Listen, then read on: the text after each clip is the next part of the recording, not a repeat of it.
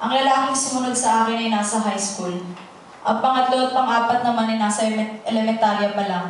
Close kaming lahat kay Mama. Masayang-masaya yung panahon na walang pasok at magkakasama lang kami sa bahay. Hirap man sa pera, pero masaya. Nagsimula ang lahat sa isang pangarap naming dalawa noong ako'y 5 taong gulang pa lang. Pangarap ko talagang umahon tayo dito sa mahirap na buhay natin to, anak. Nasabay dudugtungan ko naman ang mga katagang, Ma, basta pag ako nakatapos na ng college, yayaman din tayo. At hagal pa na kaming dalawa sa kakatawa. Si Papa ay isang electrician habang si Mama ay assistant doon ng dentista. Parehas man silang may trabaho, hindi sumasapat ang kanilang pinagsamang sweldo para matustusan ang aming mga pangunahing pangangailangan. Dagdag pa rito ang nalalapit kong pagkakolehiyo at ang pa-high school kong kapatid. Sila Mama, bilang mga high school graduate lang, ay hindi rin naman nakahanap ng disenteng trabaho dito sa loob ng bansa. Aalis na ako pupuntang ibang bansa. Magtatrabaho ako para makapag-aral kayong lahat sa kolehiyo. Matatagalan bago tayo ulit magkita, kaya alagaan mo sana mabuti ang sarili mo. Pati na rin ang mga nakababata mong kapatid. Mag-aral ka mabuti, sumunod ka sa papa mo, magpakabait ka palagi, mahal na mahal ko kayong lahat ng mga anak ko. Tanda-tanda ko pa ang mga salitang binitiwan ni Mama. Disyembre noon, taong 2009, di ko akalain tototohanin niya ang kanyang sinabi. Naintindihan ko man kung bakit kailangan niyang umalis. Hindi ko lang masyadong inisip kung anong magiging epekto nito sa aming magkakapatid at sa aming pamilya. Hirap man, kinayod pa rin namin ang placement fee niya na 80,000 para makabayad sa agency. Umutang kami sa mga kamag-anak namin pwedeng mahiraman ng pera. Sinanla pa ang motor ni Papa dahil hindi sapat ang aming mga inutang. Sa sobrang bilis ng pangyayari, hindi ko na malaya ng mga panahong inaayos niya ang kanyang mga papeles. Katapusan ng Enero noon, itong 2010 lang, naalala ko pa ang lahat na nangyari noong araw na yun. Yung araw na yun, huli kong nayakap si Mama. Para sa akin, okay naman ang pagtatrabaho niya sa ibang bansa. Hindi ko rin naman siya pwedeng pauwiin kung kailan ko lang gusto. Tsaka nakatatak na din sa akin noon sa bata kong isipan, naahon kami sa hirap dahil sa ibang bansa na siya nagtatrabaho. Naging maayos naman ang kalagayan niya sa Singapore. Kahit hindi maayos minsan ang kanyang padala, nahihirapan kami sa gustusin.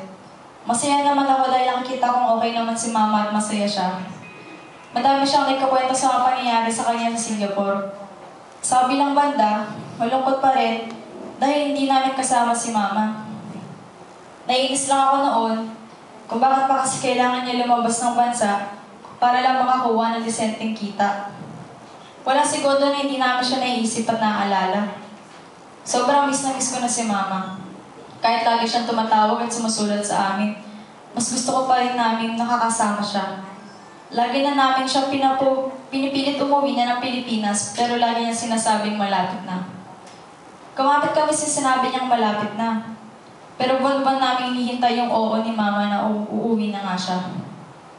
Ikatlong linggo ng Hunyo last year lang, sinabi niya sa amin na uuwi na siya. Nakabili na nga daw siya ng ticket pa uwi. Tuwang-tuwa kami at ilang araw namin hinintay yung detalye ng kanyang pag-uwi. Kaso isang araw, tumawag siya at sinabi na hindi na raw matutuloy ang kanyang pagdating. Pinigilan daw siya ng kanyang foreign agency dahil dapat matapos ni Mama ang kontrata niyang 2 taon. Pinag-cross-country siya ng kanyang ahensya at iligal na dinala sa Mongolia.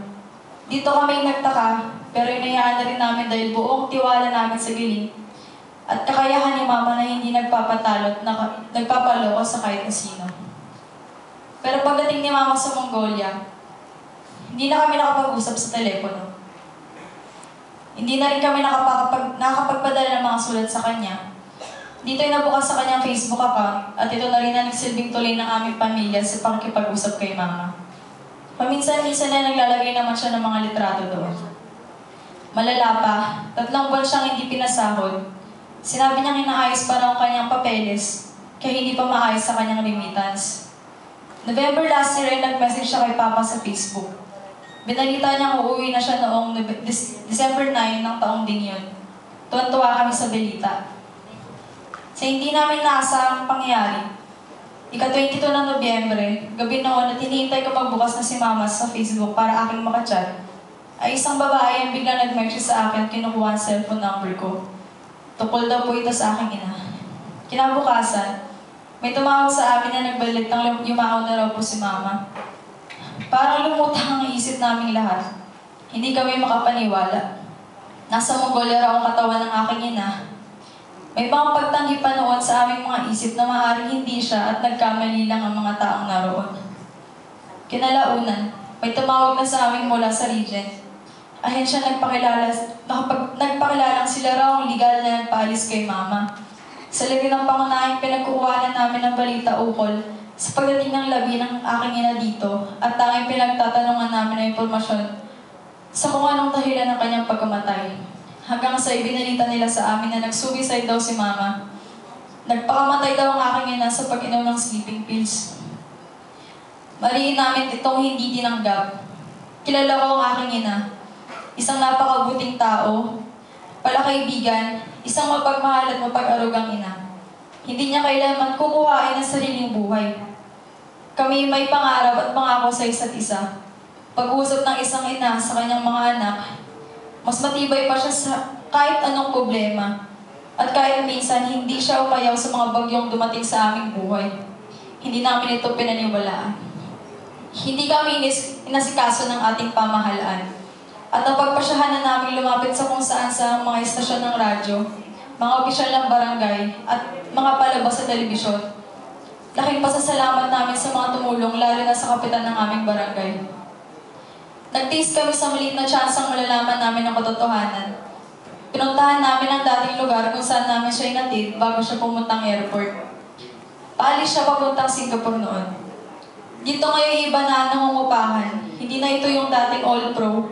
Ahensya kung saan namin ipinagkatiwala ang aking ina. Ngayon, nakatayo na ang isang Unilink.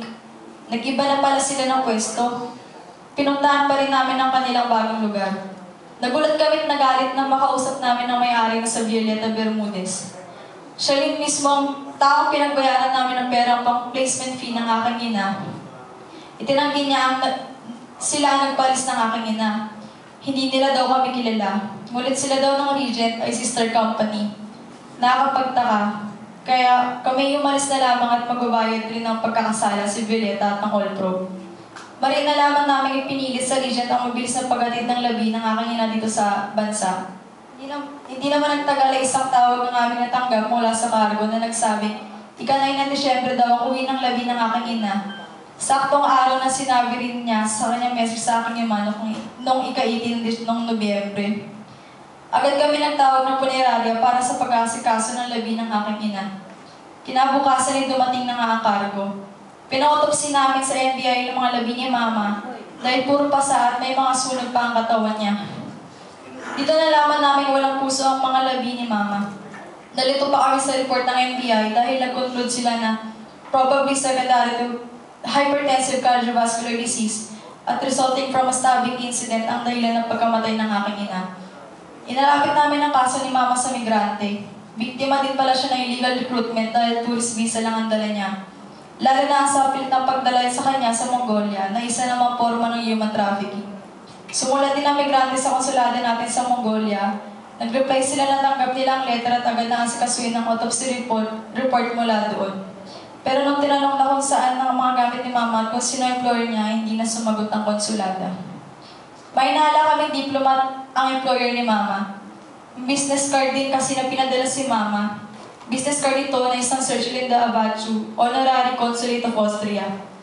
Ang mga kwento lang kasi ni Mama ay puro handaan sa bahay na employer niya.